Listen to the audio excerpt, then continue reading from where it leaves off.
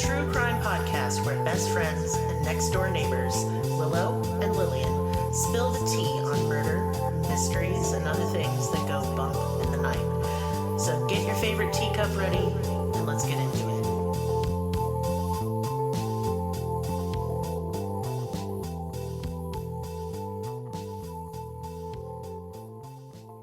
Welcome to Cruelty Podcast. This is Lillian, and with me is Willow. Hello.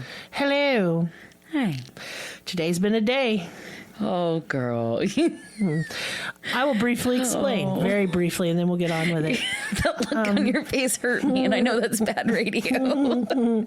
So my big dog has terrible allergies, and I just threw down hundreds of dollars to get him assessed and get him on allergy medicine, which is $80 a month. Kill me. But, you know, hey, whatever. We do it for the pets, yeah? Mm-hmm. And I felt really good about it, you know? Like, I did this right as soon as I woke up. I was like, I did a good, I did the good deed. I'm proud of myself. And then I went outside to take my middle child to work, and my tire's flat. Yeah. And my friend who has the jack is not around, so I was like, oh, good. But luckily, Willow's husband helped me, so hooray. Yeah. It's all fixed now. Yeah. Yay. But I am cursed. Yeah, you're going to need another tire, he said. Oh, I know I need another tire. That's going to have to wait a little bit.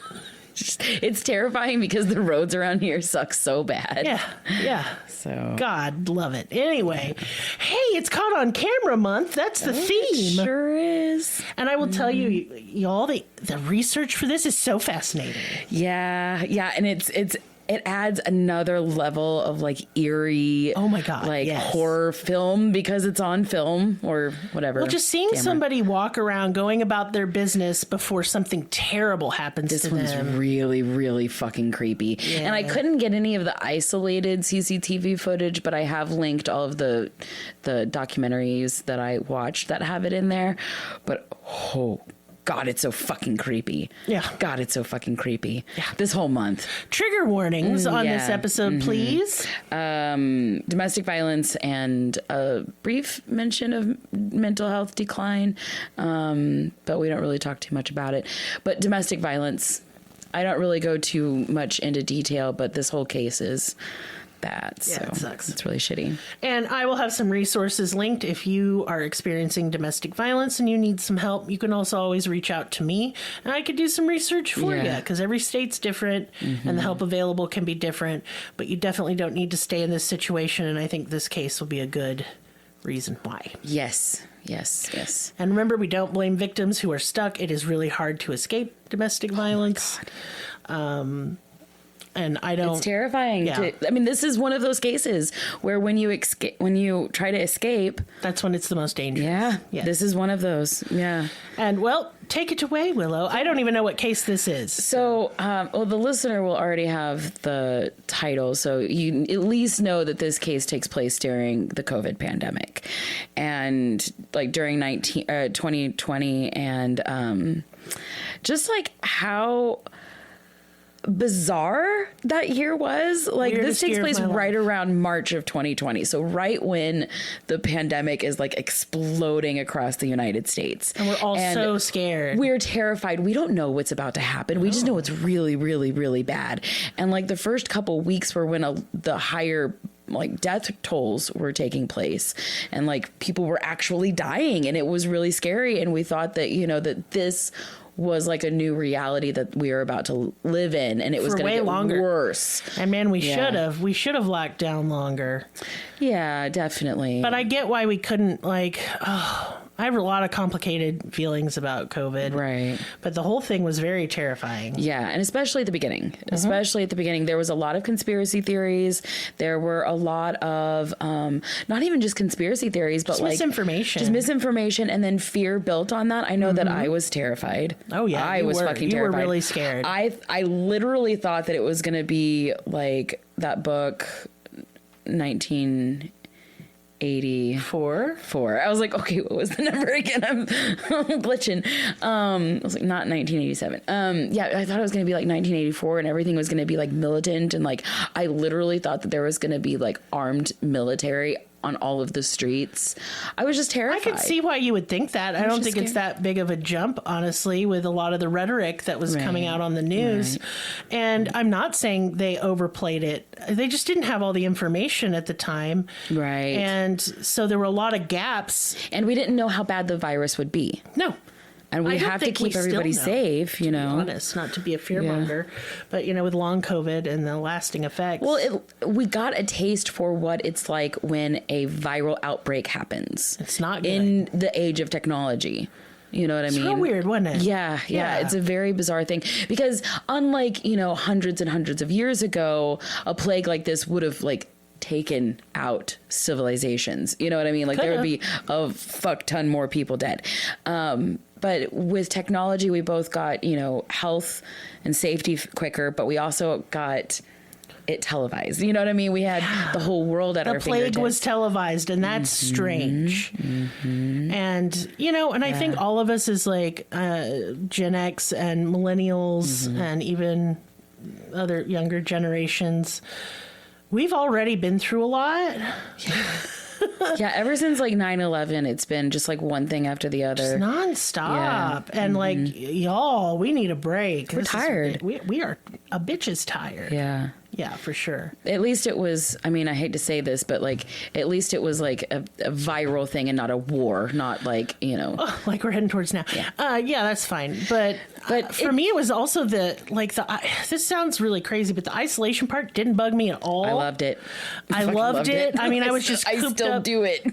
Right? I'm still doing it. Yeah. I was doing it before, to be fair. Like when you have your best friend live next door. Yeah. And your family that you talk to all lives with you, and you're with your best friend / soulmate as a romantic partner. Why do you need to go in? Where are we going to go? Who am I going to see that I don't already have right here? You know? But I really felt for people who didn't have these support systems and were either by themselves or with a partner who didn't treat them right. Right. Yeah, very scary. Terrifying, especially in this case, because like just the physical dynamic, like the guy was like 6'7". You know what I mean? Yeah. And she's just a normal, I mean, medium height woman, but still 6'7". He was really scary. That's a big dude. He was really, really scary. So, yeah, this is the story or the case of Gretchen Anthony. She was born Gretchen Crane, and she was a 52-year-old mother in Jupiter, Florida, right outside of Miami in Palm Beach County.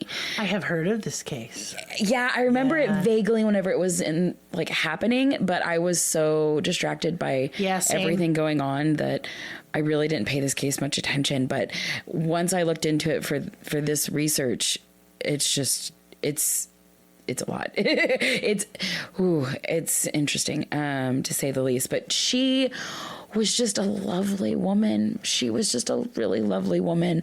And she was doing really good for herself. The area that she lived in Florida, was home to like some pretty up there. I wouldn't say like celebrity status, but yeah, like some D-listers. Yeah, absolutely. And some musicians and things like that. This was a very nice, well-to-do place to live. And she was doing pretty good for herself. She was a teacher, and she had a 12-year-old daughter from a previous marriage named Ava. And the two of her previous marriage, her daughter's father, they co-parented really, really well. They were really good friends. She really didn't talk ill about him. So even like her close friends don't know really why they separated, other than they just went their separate ways. And they continued to love and parent. That's okay. Absolutely. She's somebody that if I would have known her, I would have probably looked up to her. She went to the gym all the time. She even took her daughter to the gym when she was a little baby. Yoga, Pilates, like all of the active things you could do, she was really into. Her obituary said, quote, Gretchen was a beautiful person who cared deeply about people she loved, especially her daughter. She was a devoted mother and would say her daughter was the greatest accomplishment. Gretchen also enjoyed everything about Florida, the beach, the sea life, paddleboarding, the sunshine, and of course, her friends. She was a teacher, and on her like teacher, there's still a page up on the internet. I have it linked. And it's like welcome to her homeroom classroom kind of thing. And it's just like a page on the internet, kind of getting to know her. It has her picture.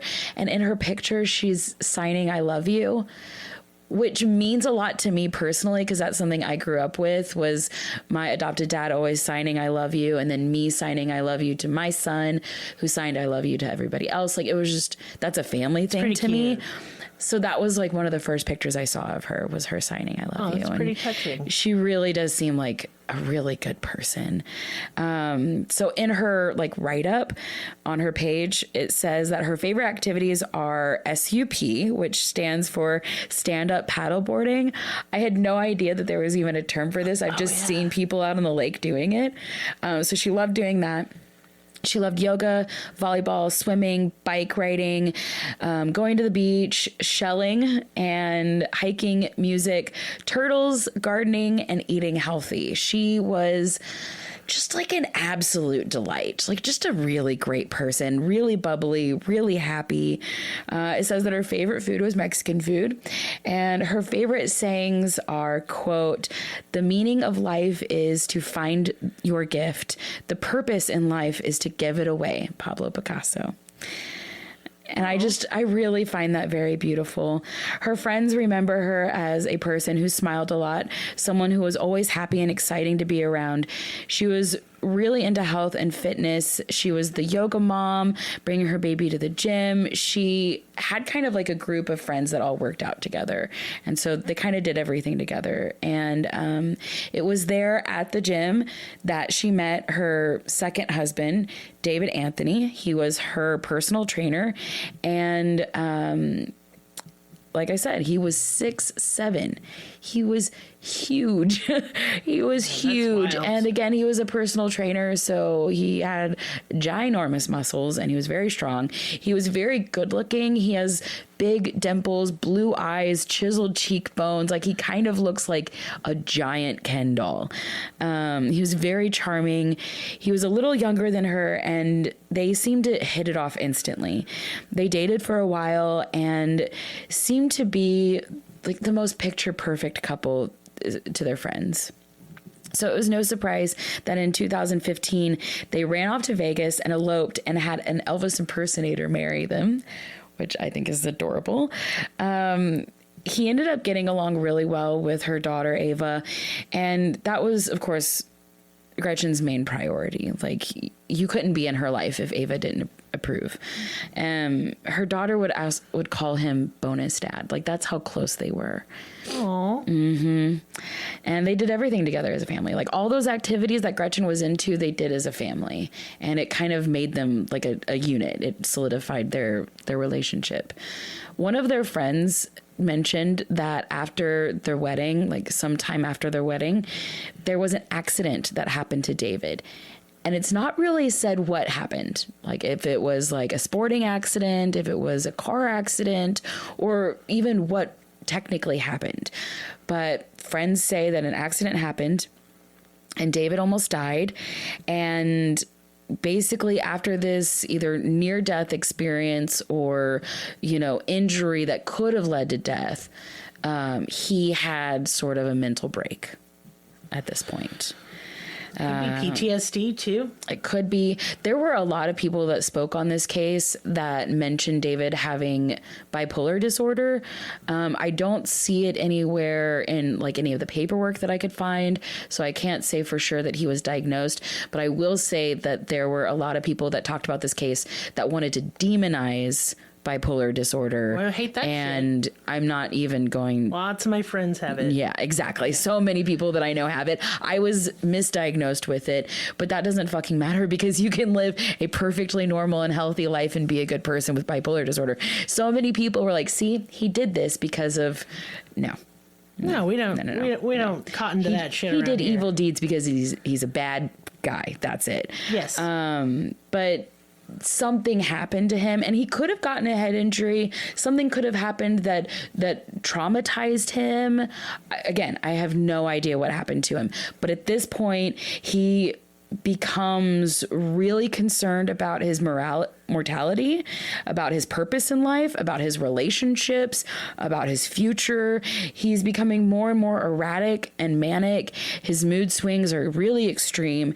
And it's said that he could be happy and lively and charismatic one minute and then really irritable and angry the next minute. And Gretchen and him were married for about 5 years.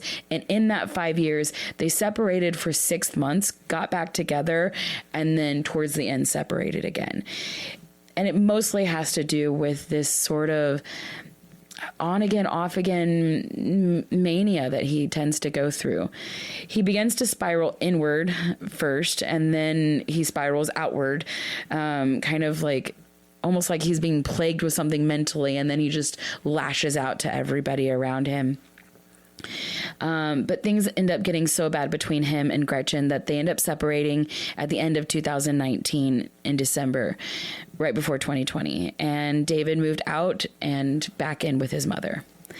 Their friends sort of had the idea that they were just separating to focus on themselves.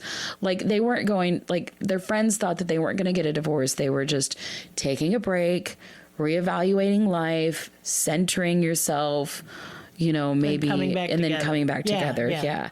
Which can be very healing. And if anybody needs to do that, I think that that's a really grown up way of dealing with it. Yeah.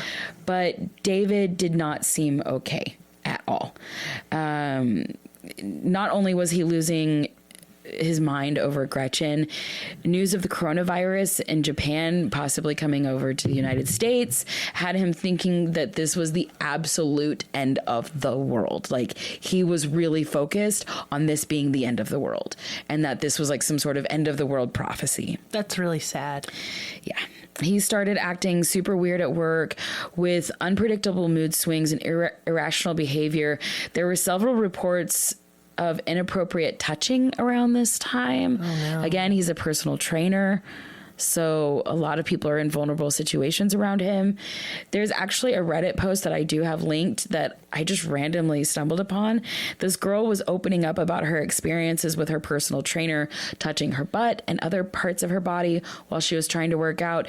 And then he tried to get her to go out to eat with him afterwards. Oh, no. And she was like, ew, no. Yeah, exactly. She felt really uncomfortable. Well, yeah. A few weeks later, she ended up seeing him on the news. Oh my God. That's really scary. Right. And it was David Anthony.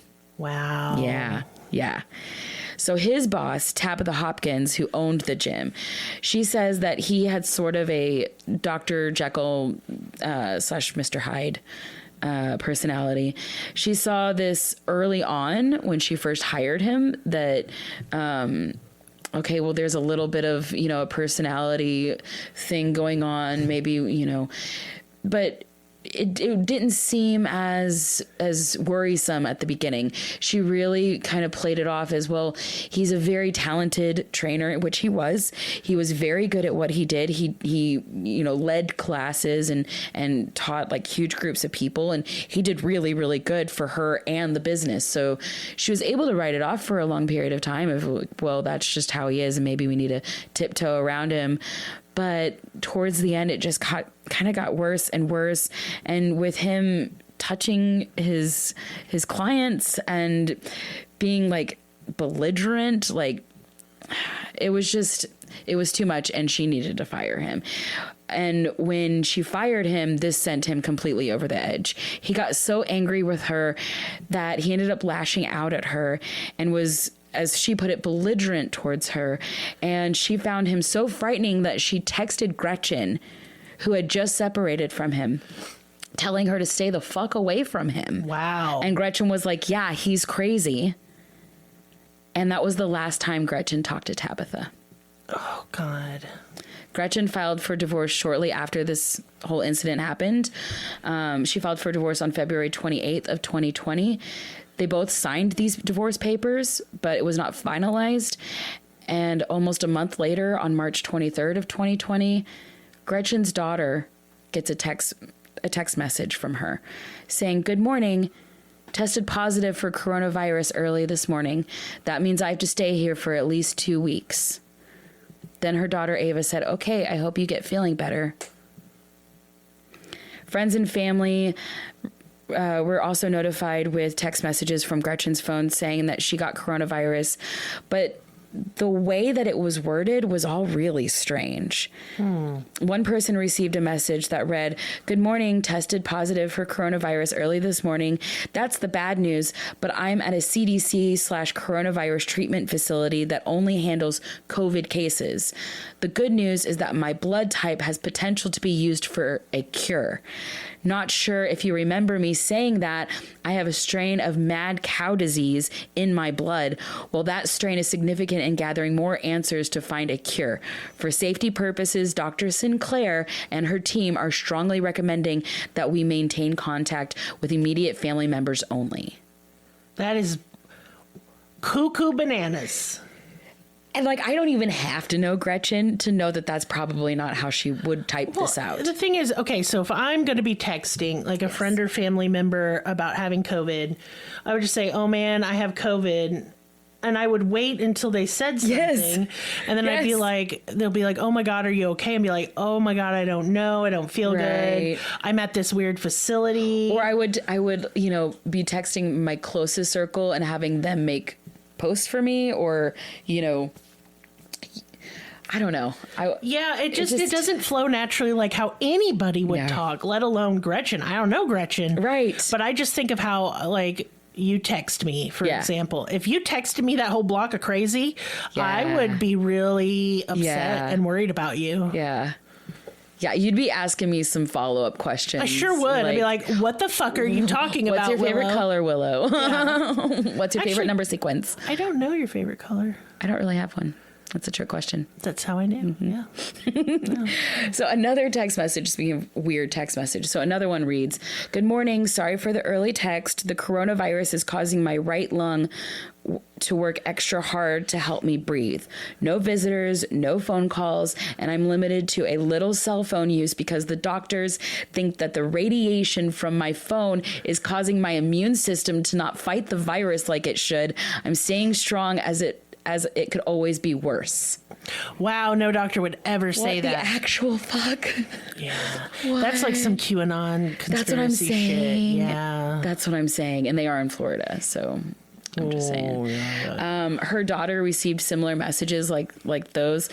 One ending with, quote, "Tell your dad I left your after-school participation forms under the front mat. I love you very much and can't wait to see you when this is over." And God, I just wish he had a Ring camera.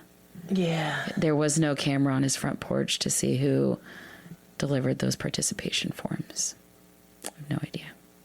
Yeah. Then her condition apparently gets worse, and her loved ones receive updates saying she's checking into the ER, and then saying, quote, "I passed out due to high fever, 102, and low O2 levels."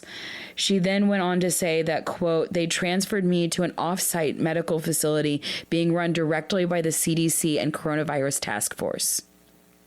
She then goes on to say, "Dr. Sinclair is considering a medically induced coma to give my body more rest. Quote, I'm exhausted writing this and I'm grateful that you are here for me at my worst." It's still real weird. Yeah, and I mean, that's the most reasonable one, and it still doesn't make a lot of sense. I'm glad you're here for me at my worst. It's a weird thing to say. She's not at her worst. She's just sick. Yeah, what are you talking about? Me drunk, like throwing up in your toilet, that's me at my worst. Or breaking my shower door with your ass. That was an accident. Yes, it was. She just got so much junk. Me. There's too much in the trunk. There's some in the trunk, yeah. It's just... It's not too much. It's fine. Well, I bump things with it and break You sure things do, with it. and that's okay. I do it too. So then after a couple days, the text messages just stopped completely. Ominous. Friends and family members were worried, and she wasn't even answering her daughter's concerned messages or phone calls.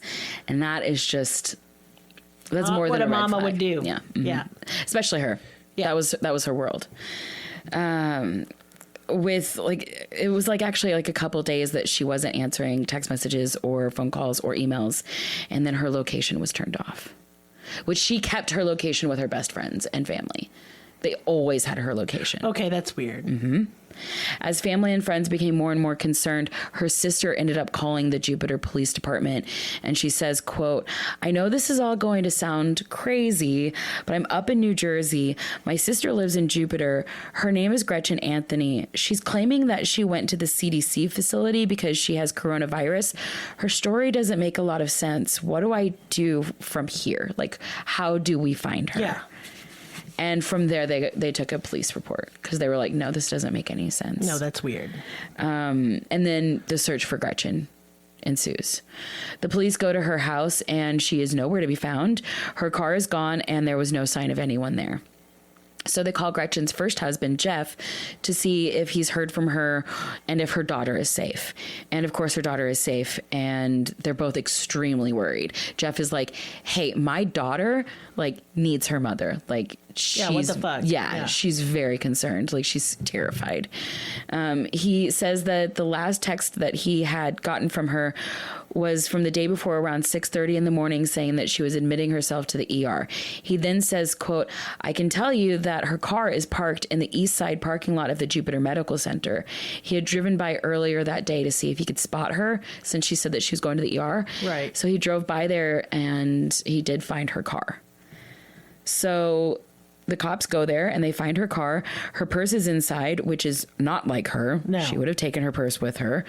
And they went inside to talk to the hospital staff, and Gretchen was not a patient. She had not come in at all whatsoever. Man. In fact, there wasn't even a CDC offsite COVID center there at all. It did not exist. No. They got CCTV footage from the hospital parking lot, and you could see Gretchen Anthony's car being driven into the spot where it was parked in the middle of the night, and a tall figure gets out of the car and walks away. It's way too grainy to make out anything. It's just obviously a tall person. That's it. It's just obviously not Gretchen. So from there, they did an official search of her residence. They found some signs of a struggle. A picture frame was knocked off the wall, some broken glass. There were towels of, quote, or towels with, quote, blood-like substance, BLS. I've never heard this term until this case. Huh, interesting. Blood-like substance. I've never heard that either. Yeah, I feel like I might have heard them say like BLS in passing in other TV shows or something, but It just didn't register or something. yeah, that's what that stands for. So these towels with blood-like substance on it was sitting on the washing machine. Cleaning products were left out on the counter. Like, it was very obvious that a crime scene had been cleaned up. Yeah. And not well. No, and left out for you to find, which I just find really strange. Weird, yeah. So they found small specks of blood splatter randomly throughout the house, as if like maybe it was overseen, like it wasn't noticed in the cleanup. Like, it might have gotten overlooked. Right. The house smelled like cleaning products. The neighbors reported seeing foamy-like substance leaking down from Gretchen's garage. Like, the garage door was closed, but there was like this foamy stuff coming from underneath the garage Weird. door. And it's kind of on an elevation, so it was like rolling downhill. So they go to check her garage, and it's a detached garage. She has like this like little courtyard. It's really nice little condo that she has. And so they go to check the garage, and the access door to it is locked, and the key to it is broken off inside of the lock. Jeez. So not only did somebody lock it, but they did not want to even try to open it up. Yeah, that fucks a lock for sure. Yeah, but cops didn't care. No, they have tools. They just broke that fucker down. And whenever they got inside, they didn't find Gretchen. They didn't find much of anything, except everything smelled so fucking bleachy. Like, it was like just a Like a eye-watering, box. yeah. It was really, really bad. So police were searching Gretchen's house, they noticed that she has home security cameras all throughout her house, interior and exterior, but some were missing. Specifically, the camera in the garage and inside of the area, like inside areas that had like all the cleanup. Yeah, interesting. Investigators set out to write up a search warrant for the camera provider to see if they had any video footage saved to the cloud, because some security cameras like save it either like on your home computer, right, or they save it to the device itself, but some especially now as we get better with technology, we'll have it saving actually to the cloud, which will save anything and everything infinitely for all space and time. This is true. And they did have stuff saved to the cloud. Oh, no. But it would actually take a long time to get to it because you have to write up the warrants. Yep. The company itself has to process it with their lawyers. Then they have to sign off of it. And Well, we just talked about that in the Kelsey Ann's case where they couldn't get her location from Verizon because the subscriber is deceased. Right. And that was before they knew she was dead. And her law didn't even go into effect, dude. Like, it's been struck down. I think they're still lobbying. Because I researched it later. Annoying. It is annoying because it would be so helpful to so many families and loved ones of missing people. Right. Like, I get that we probably, it's too late for Gretchen at this point. Like, I get that. And it was too late for Kelsey, too. But it could have saved days of the family just being sick over it. Yes. And it would have definitely, in this case, oh my God, we're about to get into it, but time is of the essence right now. Time is so of the essence right now because every second fucking counts. And so they have to basically, while they're waiting for this warrant to both be written, sent in, and for all the information to come from the cloud, be downloaded and sent to them. So there's this huge long waiting process. And during that time, they have to do what they have to do. You know what I mean? They have to start where they are. So they start, talking, canvassing the neighborhood, footing it. They start going door to door, asking anybody and everybody if they'd heard anything, seen anything. They're doing it the old fashioned way. Right. Yeah. While simultaneously doing it the new age way. Yeah. Which is great. Now, one neighbor was an ear witness and something I was about to... I had planned on bitching about this woman because at first I was like, what the fuck? Okay. But not many people talk about, I actually read it in some other reports. You know how they quote somebody and then they cut off the quote and they don't let them finish their fucking sentence? Fucking annoying, yeah. So this woman heard blood-curdling screams. And obviously a woman was being attacked. She heard verbatim screams of no, it hurts, stop it, help. And she said that it sounded like it was coming from the alley. So they live in these nice condos, the nicer areas. No. I've never lived in one, but I always thought it was really cool how really nice neighborhoods have those. It's a special secret drive where you drive down and that's where all the access to their garages are. It's not an actual road, but it's for safety purposes. Almost like a little alley. It's she called it an alley. But yeah, she said that she heard this coming down the alley. So around where, all of their garages are. But people say that she heard these screams and then just didn't call police. She heard these screams and ran outside. This is the part that isn't talked about, which, I have to give this woman a little bit of credit for because I was going to tear her a new asshole. But no, she ran out there. And she was trying to help. She was trying to see where it was coming from. She had no idea. And then it just stopped. So you have to understand that, especially for people who aren't used to domestic violence situations and for people who live in Florida, okay, these are people with pools. These are people with fun stuff. Okay, kids Could playing. have been partying. You know what I mean? Kids pushing each other into the pool sounds a lot like no, stop. That's what I might have assumed, to be honest with you. Yeah, and so my heart always wants to get mad at the people who witness something and don't call 911. I get it. But I do have to understand her point of view. This is the middle of the night. And she didn't hear anything afterwards. It was dead silence. And she stood in that alleyway for 15 minutes, dude. She stood out there for 15 minutes waiting for anything else to happen. And nothing else happened. She took pictures of a truck, a black Nissan, that was parked outside of Gretchen's house. I almost called him Derek. David Anthony's truck. Yeah.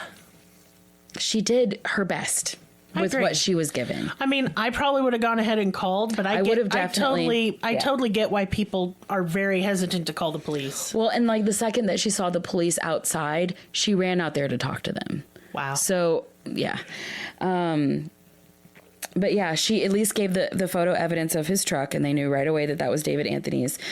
But technically, they are still married at this point. Their divorce papers are not finalized. And as far as like the cops know, from the outside looking in, he still has every right to be there. He possibly still lives there. Also, on the outside looking in, all of the friends, even her sister, said that like they had never seen anything bad from David Anthony. Mm-hmm. He always came off as a charming, nice guy. So police start calling around all of Gretchen's family and friends and piece together what might have happened to her. Her sister Gretchen did mention that she was going through a divorce with her husband, but he was nowhere to be found. Now, Gretchen is missing and David is missing. They tried calling him. No one knew where he was. So they went to his last known address, which was his mother's house. And his mother answered the door. It's like in the middle of the night. And David isn't there. And she's concerned. She even refers to him as, quote, her recently estranged son. So he's left his mother's house, too. Yes. On not great terms. Yes. Okay. And she had gotten into an argument with him. It's unclear about what, but she had turned off his cell phone. Oh shit. Yeah. But that was like kind of in retaliation for how he was treating her. She says that she had received a text message from Gretchen that morning, but hadn't heard since. She seemed seriously concerned, especially about the whole situation. She was very freaked out, not just at the fact that the cops are at her door and her son is gone.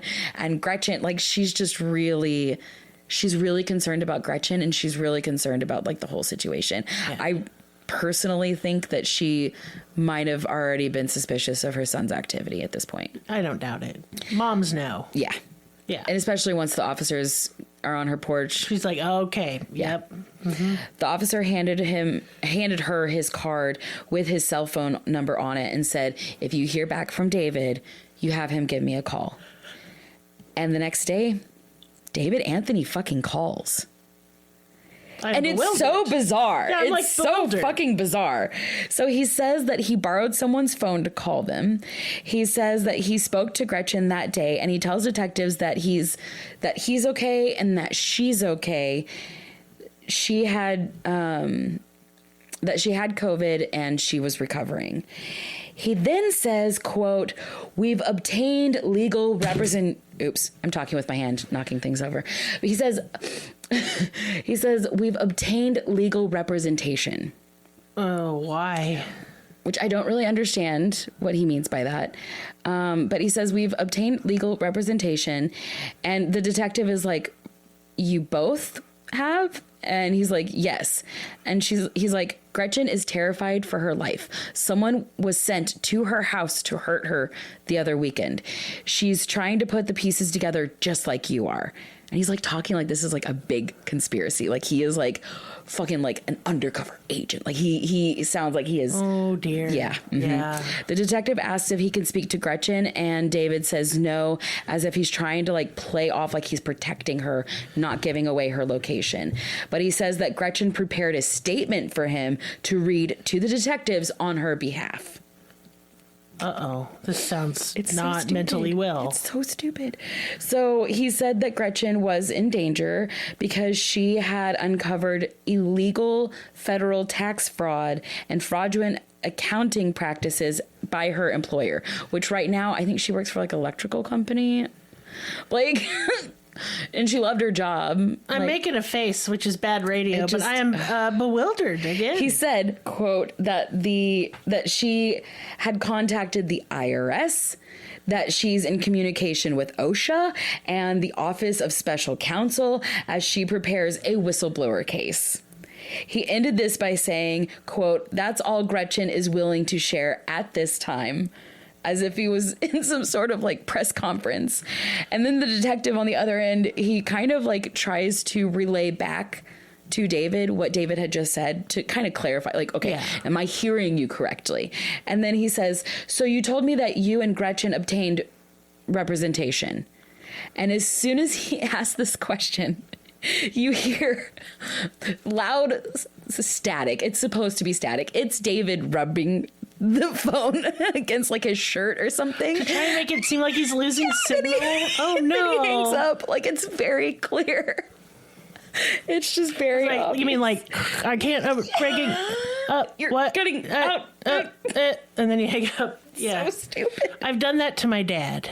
I know. I've seen you do it. It's good. So, of course, the detective contacts all the peoples, the OSHAs and the IRSs and all of them. And He hadn't talked to nobody. no, Of course they're like, not. first of all, I've never heard this woman's name. And second of all, I have no idea what company you're talking about. We have no cases open for any of them. This is all really bizarre. So they start digging into David Anthony and his past and what he's all about. And they find out that David Anthony also used to go by David Anthony Deutsch. Under that name, which is the name that he grew up with, they found that while he was in college in Palm Beach, Florida, he was actually a basketball player, of course. In 1997, he was arrested for holding up a Blockbuster with a squirt gun painted to look like a pistol. He assaulted an officer during his arrest. He pled guilty only to serve a short time in jail and apparently changed his name after that because he wanted to hide from this charge. Oh no. Nobody knew about this. That is so scary. Nobody fucking knew about this. They also found that on March 15th, 2020, which was a little over a week before Gretchen went missing, David had been arrested nearby in a town called Riviera Beach and was released a couple days before Gretchen's disappearance. Police had been called because locals had spotted a tall man in a truck parked outside of a restaurant/bar. He was harassing 2 teenage girls. Oh God. And there's police body cam footage of this. And David is just weird as fuck, man. He's just real weird. It sounds like he's had a complete mental breakdown. Like for years. Like this is an ongoing this is what thing. I'm Like, saying. yeah. He's just untreated. And Yes, needs help. absolutely. Like exposed wires, anything could happen. He tries to play it cool at first. Like the police are coming up to him to arrest him. And he's like, oh, I'm not doing anything wrong, guys. Oh. While he is in process of getting in his car trying to drive away, he's like, oh, I'm just, gonna fuck off. It's just really awkward what he's doing.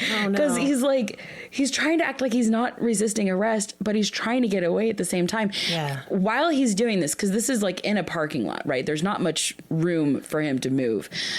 He goes to jump in his car while trying to act like he's playing it cool, and the officer reaches for him and he shuts the door on the officer's arm, and you see it all in the process of the body cam.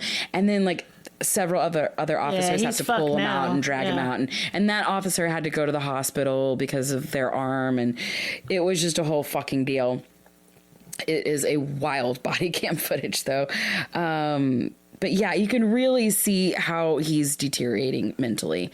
He knows he's being recorded. So while he's in jail, he makes jailhouse phone calls. So this is another part of this whole investigation that is really important to kind of get like a clear idea of who he is and why he's a suspect. So these jailhouse phone calls are incriminating as hell. And he knows he's been being recorded. So he says things as if he's like he's displaying them. I don't know. It's really weird. So he's basically like really cryptic whenever he speaks to a friend. And a handful of times he's trying to call this friend to get him bailed out of jail. He talks about all kinds of things that are happening with coronavirus, all paranoid thinking, a lot about like, end of the world, a lot of thinking about like military invasion type stuff. He's thinking like, oh, I got to get out of the country to get away from all of this because the government's going to get me. The big government is going to get me. He's very, very scared about that. He's worried about shutting down businesses and forcing people into their homes. He's legitimately freaking the fuck out in jail, and he's like, I gotta get out of here. And the more his friend is putting off bailing him out, like he's just trying to get money together, the more angry David gets. He gets very enraged, and you can hear the anger tones switch in his voice when he's not getting what he wants, basically. And in one phone call, he talks to his brother and says that he doesn't want his mother to turn on his phone because he's using an app to make calls that generates random phone calls every time, so that way you're not detected. So that could possibly be why he's picking fights with his mom. Yeah. It may not be anything at all. He just doesn't want her to turn on his phone. Weird. He also talks it to his brother about how he wants to get himself and everyone he knows out of the country to a spot where no one else would be able to find them as soon as he gets out of jail. He says that if you don't come with me, then you're stupid. Sorry, it's exactly how he says it. It's really stupid. No. He said it was a place in the jungle where you couldn't get there unless you wanted to get there. He said, quote, "It's so disconnected. It's so deep in the jungle. No one would ever fucking find me ever." I don't want to go there. I kind of do sometimes. Yeah, fair. I would love to just piece the fuck out. But so police listened to all of his jailhouse phone calls from before the disappearance and then decide that that's all sketch enough that they need to go back to David's mother's house to kind of talk to her again. Because obviously he is now a main fucking suspect. Right. She said that he's been trying to contact that she's been trying to contact him since he got out of jail, and that he's been acting weird ever since the coronavirus hit the United States. She said that he came in the middle of the night to her house to grab some stuff. This is possibly the night that Gretchen went missing. Oh, no. He came to her house to grab a shovel, a rake, things to use for quote-unquote farming, is what he said. Because he claimed that he was just borrowing them to go to Costa Rica. Okay. Because he was going to go farming in Costa Rica. And whenever you see his truck, like, it's a pickup truck with a tarp over it. There's just so much shit in the back of it. Like, She said that this was the night that he got arrested for, backing up. The night that he came over for the shovels and rake is actually the night that he got arrested for gawking at or assaulting or fucking with those teenage girls. Yeah. The reason why he was doing that is actually because his mom called Gretchen as soon as all of this stuff happened. And she's like, "Yo, Gretchen, what is going on with him?" Gretchen's like, "I don't know. He was just at my house." He had tried to break into Gretchen's house that night too. So he had left Gretchen's mad and went and harassed teenage girls on the beach. Oh, God. Mm-hmm. So luckily he got arrested that day, but still he was only in jail for about a week. So now police are super worried he's going to flee the country because Costa Rica. Obviously. So they get a warrant for his phone records. Both his phone and Gretchen's phone are now pinging together. Oh, that's not good. They're pinging at the same cell phone towers. They're both on the move together. They are 300 miles away in Pensacola, Florida, heading west fast. So yes. Time is really of the essence really right is now. Of the essence. They obtained surveillance video footage from pawn shops going along the route that he's going, like all through the southern states, all through Louisiana and Texas, where David Anthony would stop occasionally and pawn Gretchen's jewelry. One store clerk said that he remembered him coming in saying that he had jewelry to sell that was given to him from a relative that died of COVID. Gretchen is obviously nowhere to be seen in any of these videos, but sometimes his dog Kobe is seen with him. Which, yeah, he has his dog Kobe with him on this whole trip. But no sign He's of Gretchen. He's a beautiful husky. Oh, my goodness. No sign of Gretchen. So they got a warrant to search the contents of David's truck.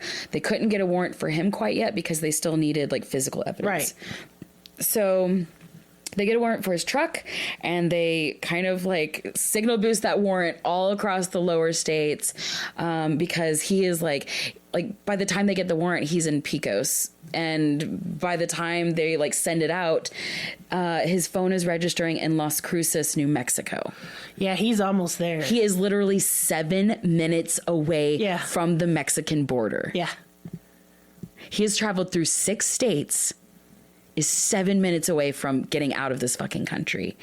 And police in Las Cruces find him and his truck. Oh, thank God. And it's just him and his dog. Gretchen is nowhere to be seen. They take his truck in for testing and ask him a few questions, but they don't have enough to hold him right then, so they just have to let him and Kobe go. So him and his dog are just on foot at this time. So they take his truck in to be processed, and in his truck were all the gardening tools, the things that his mother said that he took from her house, as well as a lot of Gretchen's jewelry, personal belongings like credit cards, checkbooks, her passport, her cell phone, along with his, as well as the security cameras from her house and some of her Alexa devices. Oh, damn. Because of that, they got a warrant for David Anthony, and they hit the streets searching for him.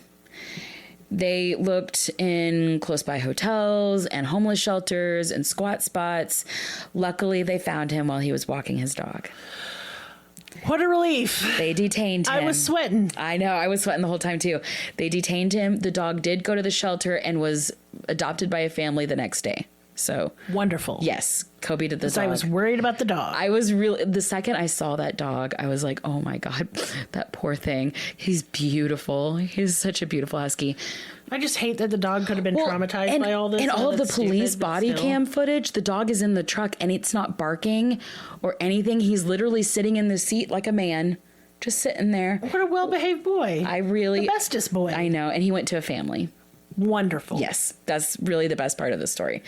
So they detain him, and there's actually body cam footage of them detaining him and his stupid fucking face. So they get him in the car, and he's like, what is this all about? And he's like, well, you're being charged with manslaughter. And he's like, for what? Huh? And they're like, what do you think? And he's like, well, I don't know. I was asking you. It's just so stupid. That is stupid. He's like, well, we'll talk when we get to Florida. And he shuts the door in his face. They bring him in for questioning, and the agents from Florida fly over to speak with him.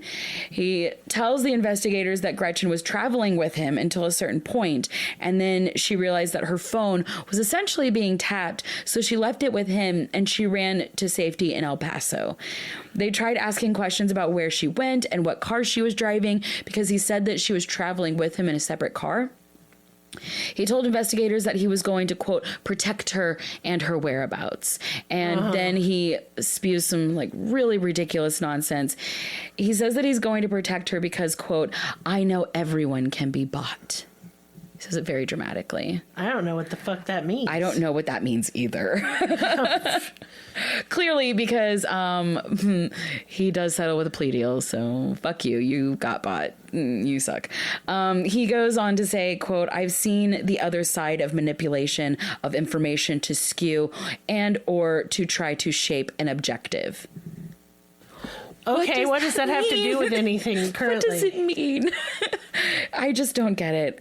He just is saying word salad, in my opinion.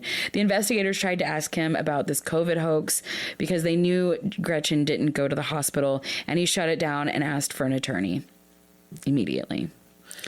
Well, this is right. Yep. And what you should do if you are in a similar situation. Oh, yeah. Never talk to the cops. Yeah. Never. So, yeah, he went back to his jail cell, and from there, he made more phone calls. Okay. This time to his sister, and she's really just trying to figure out what to do.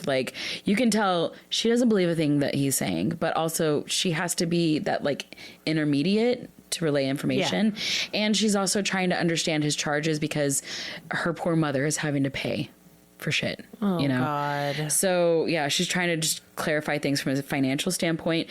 So he knows, obviously, he's being recorded, and he's trying to sound like he wants the best for Gretchen. He's like, we got to help Gretchen. Maybe we can set up a GoFundMe or something. He's acting like he's frantically trying to help her. And his sister is like, yeah, sure. Okay.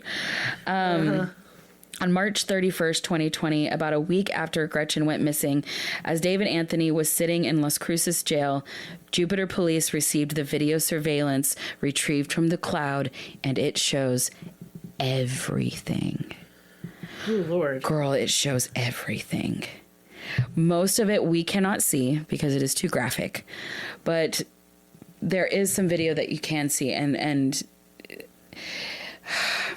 The first part is the camera that is facing her backyard / courtyard area.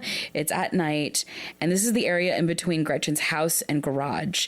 They're like kind of perpendicular, so like there's like a hammock and like patio furniture, and out there the camera captures in the dark a tall figure dressed in all black looming outside of her house, just creeping, just watching and fidgeting and pacing, and he's there for a while, like a really uncomfortable amount of time, just there. He's just there. And then all of a sudden the door opens and it's Gretchen. She swings the door out and he jumps from behind the door and he grabs her from behind, muffling her screams, and drags her into the garage. And as he's dragging her into the garage, you can hear Gretchen yell, quote, "Alexa, call 911. Oh, poor baby. And as she's yelling for Alexa to call 911, you can hear she's muffled at the end, and it's him covering her mouth.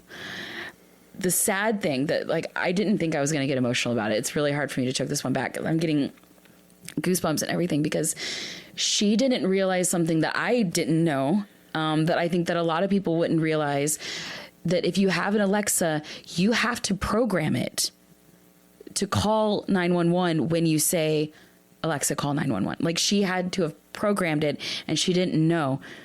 So Alexa didn't call 911. And had that Alexa been programmed, it might have saved her life. Wow, I didn't know that either, dude. Thanks for like researching that. I really had no idea. And that part of it really terrifies me. So if you're listening, you have an Alexa, pause this right now. Please go fix that. Yeah, because I mean, that's something part that of the reason we get those kind of things. They should tell you this on the box. They should come with a warning. But this should be, we need to discuss this amongst our friends, and let this be common knowledge instead of fucking secret. Absolutely heartbreaking. So most of the video from the garage, once she's dragged in there, is not for public viewing at all.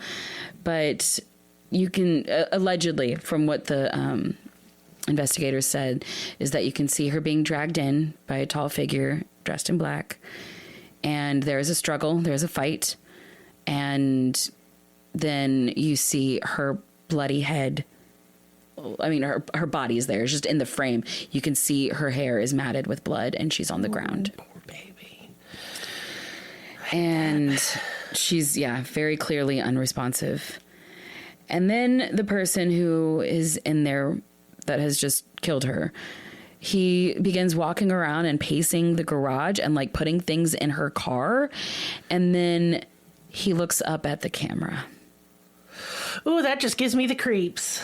I have the photo. It's David. It's David Anthony. Yeah, of course it is. And a weird thing that nobody talks about this specific footage that kind of just adds a little bit extra to how creepy this is that, and this may just be me, but it looks like he's wearing her cardigan. He's wearing a black cardigan. The sleeves are way too small and it's really long. It looks like something that Gretchen would have worn, not something that he would have worn. Because if you look at his outfits, like he always wears like big man sports gear. But he's wearing this really tight cardigan, and it just seemed a little bit creepy to me. Yeah, you know what? I'm okay. So yeah, I figured you were gonna. Sometimes during Willow's portions, I look up case photos relevant to the case, so I can kind of almost follow along in pictures. Yeah. It helps me get a better idea, you know. That's why we post all the pictures we do. Right, so you follow along. So you can follow along. And I am looking at the picture of him, and that is definitely a woman's cardigan. That's what I'm saying. Like, I don't want to be like, boy, girl, clothes are things, but you know what I mean? It's not built for his big frame. It just doesn't look like that's his. The sleeves are like 3/4 sleeves on him. Yeah. It's very tight. He couldn't close it even if he wanted to. Yeah. And it does look like something that was likely hers, and I find that real scary. I don't know why that doesn't it add to it? Like, it adds to it. Like, you're wearing my clothes while you kill me. But like, the thing is he's not like cross dressing or anything. No, it doesn't give me that impression. No. it Oh, just fuck, I don't know. I don't even know why he would do that. I don't either. I don't either, dude. I don't get it. So after they received this video footage, they brought him back in for questioning and presented him with the surveillance video evidence. And he still denied that Gretchen was dead. He kept saying that Gretchen was still alive. I think the number was like 35 times that he said this. Wow. Like, just Gretchen is alive. He kept saying it over and over and over again. And he was like, the interrogators were like, there is no sign of life in Gretchen in this video. And David says she wants it that way. As if they staged it together. Oh, God. Isn't it annoying? It is annoying. And he's trying to play off like he helped her fake her own death, which just kind of adds to how weird this whole situation is. And he just continued to stick with these weird conspiracy, made up weird theories. David was extradited to Florida from New Mexico. And for months, David sticks by this weird theory, like almost a year. He just continues to stay by Gretchen is still alive. I'm covering for her. Months go by, still no sign of Gretchen. And finally, the family can't take it anymore. They ask to offer a plea deal. So that way they could find Gretchen and bring her home. Yeah. And it works. Good. On December 21st, 2020, which, by the way, I looked up her obituary, and this feels really weird. So on her obituary at the top of the page, it says that, like where it says like date of birth and date of death, it says that her date of death was December 21st, 2020, the day that they found her body. Yeah. And then when it said, like in the obituary, it says that she died on March 21st. Okay. That makes sense. Isn't that... It is odd, but it does make sense the way they did it. It kind of gives her a little bit... I don't know if... It adds a little bit of respect to her story. I agree. Does that make sense? It does make sense to me. I kind of do like how they did that. It gives her both. It gives her both dates. Yes, I think that's important. But yeah, David led police to Gretchen Anthony's body just a couple miles away from her house in a wooded area next to a Walmart. And family and investigators knew it had almost been a year, so her remains were likely unrecognizable. Yeah. And again, the people that are working on this case, they have their heart in it. You know what I mean? I do. Like, especially one of the investigators in particular, she really was... Her heart was there with Gretchen, and you know, day in and day out, it was Gretchen Anthony on her mind. So whenever it came time to finding Gretchen's body, that investigator was one of the first people on the scene wanting to find her. And it just took a couple minutes of digging, and they found she had noticed her tattoo. Oh. And then they dug a little bit more and they noticed another tattoo. And for the investigators looking for her, who had been looking for her for almost a year, they had those tattoos memorized. They had those tattoos memorized. And so the second they started seeing these tattoos, it kind of gave them like a little spark of happiness, a little spark of like butterflies, and yes, like, oh, we found her. That's our girl. We're going to bring you home, baby girl. We got you. You know. Yeah, I have so much admiration for investigators that do stuff like this. Right. Like, this is like no words, really, because I can't imagine how hard that would be. Just can't.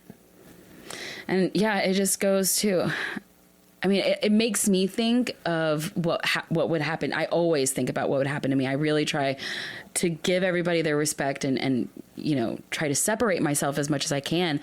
But I always think about, like, what would if it happens to me? Thank goodness I have all my tattoos. I will continue to get more tattoos just in case. Well, and I look at it this way, is when we relate cases back to ourselves, it's trying to find a connection to not only humanize the victims, but the perpetrators too. And the situation. And the situation, because I feel like there's so much victim blaming and so much judgment.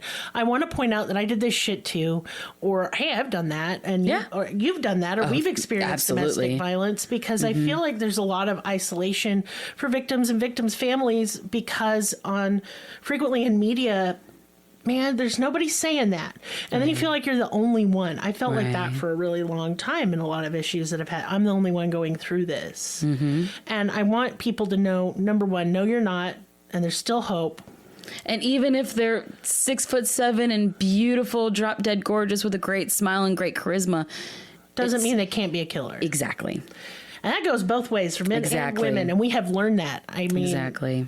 I don't know. I just feel like we relate the lessons back to ourselves, not out of like narcissism or trying to relate it back to us, or try to like make it about us, or soften their story with our own, or take it away. But I also think people who are neurodivergent like we are always do that as a way to connect.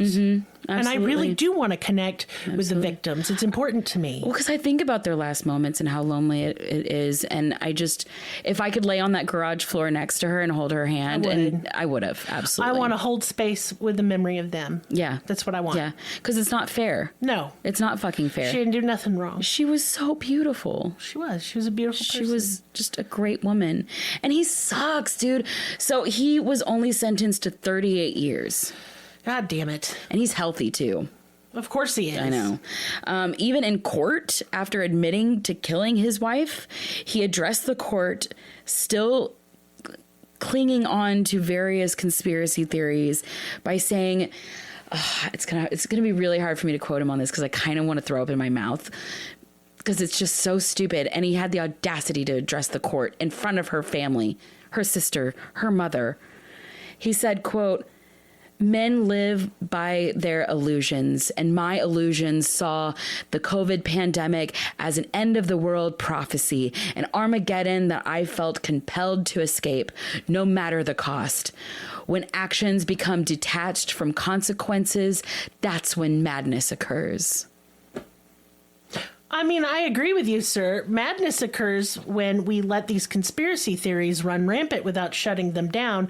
People with mental health issues act out and do shit like this because that shit, like saying, oh, we all live in a matrix. Oh, we're sheeple and lizard people are drinking baby blood. When you say that to mentally ill people, it can cause psychosis, like legit. Yeah. So I really need these conspiracy theories to fuck off into the sun. Yeah. Forever. And I need mental health to be taken seriously. And I mean seriously because people's lives are at stake. No one cares. Both the perpetrator and the victims. Yeah, nobody in the government cares. Like they just cut like food stamps for everybody. Okay? My God. In the inflation in this economy and the housing crisis and wage stagnation. And the reason they did this, y'all, is so that the Republicans would go ahead and sign off on, being able to pay back our debts. Otherwise, we would have defaulted, and then it would have been a tailspin of doom. They held our country hostage. I hate it here. I hate it. I just want everybody to be housed, clothed, fed, and happy and well in their brain. That's all I want. Clean air. And I want them to be healthy. And I don't think I think these are human rights. And I want this for everybody. Everybody and I'll deserves never shelter. not want it. I am willing, if I jump up a tax bracket, God willing, on that one, I want to pay more taxes. I want to help.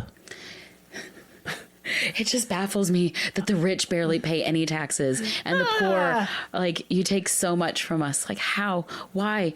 Where does Just this make take sense? the boot off the top of my head. Please, I'll drown on my own, thank you. Yeah. Yeah. Don't real. need help. Yeah. And now... I'm trying with the transitions. Whatever. Business time. Oh, goodness. Because that case makes me sad. It really does. So we have a Patreon, and it is really awesome. Basically, you want an extra episode a week? We got you. And our Patreon episodes are pretty wild. They don't follow any theme. They're very fun. We love when patrons suggest a case. Yes. We will always cover patron suggested cases. In fact, this month's theme was voted on by our patrons. We have a tier for everybody in just about every financial situation. So please go and check that out. We love our patrons very much. They're our bread and our butter. Yep. And we appreciate them. Additionally, hey y'all, I'm doing tarot readings. Yay. I just did one for a listener yesterday. She had a wonderful, positive reading. We really bonded over it. Wow, good. We had some laughs. It was I don't know, it was kind of a transcendent, beautiful experience. So if you are wanting a tarot card reading, you can reach out to me on any social media platform. I don't care. All of her stuff is in the link tree. That's right. You can email me. I always stick my email in just about every description. I will in this one, and we'll get something set up. And what else do I got? I had something. Oh, yes. I have a little contest going on. So what I want y'all to do is join our Discord. It's in the link tree. Post a picture. Some of you have joined, but you have to post a picture. And if you don't know how, please, please, please, please, please either message me on Discord, Facebook, Instagram, email. I don't care. Don't call me. I won't answer. But do all those other things, and I will show you literally step by step how to do it. Do not be embarrassed that you don't know how. I had to have my children show me. Mm-hmm. We get it, okay? So don't be shy. I want someone to win. Yeah. I'm going to pull your name out of a hat. Yeah. And I want to give you $5. Mm-hmm. And look, you don't have to be a patron. If you want to take my $5 and buy yourself a flat cheeseburger at McDonald's, help yourself. It is my treat. Yeah. But it's just a little contest, kind of give you a trial run of our Patreon to see if it's something you'd be interested in. Yeah. So please, head on over. Please join. Join. It's just fun in there. Yeah, I like And what kind of picture, you may ask? Girl, take a picture of your foots if that's what you're into. I just don't care. We don't want feet pics. Keep it PG-13. Please don't show me your titty But like your pets, or a what cool sunset, or a neat flower we saw the other day. Your garden, or your car. I don't care what it is. I went to Paris, France in 1997, and this is a picture I took. Yep, that's when I should have graduated high school. But I didn't. Anyway, if all you can do to support this podcast, and I will say it every time, yes, I will. Seriously, I love it. Mm-hmm. All you can do is listen. Thank you so much. I appreciate you reaching out with your kind words, especially on a day like today where I had a really fucking bad day. Wow, it just helps keep the brain weasels at bay. So I thank you very much. Y'all have been really nice to us. That's right. And we love you sincerely, creepily, from the bottom of a black little shriveled up heart. That's all I got. That's the business. It's over now. You can all go home. Bye. Bye.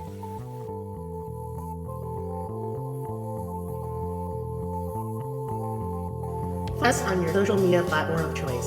Linktree/cruelty has all of the links. Check out our Patreon for exclusive episodes, merch, ad-free episodes, live ghost hunts, and much more. Please be sure to subscribe. New episodes are uploaded weekly. Thank you so much. See you next time. Music and production by Libby.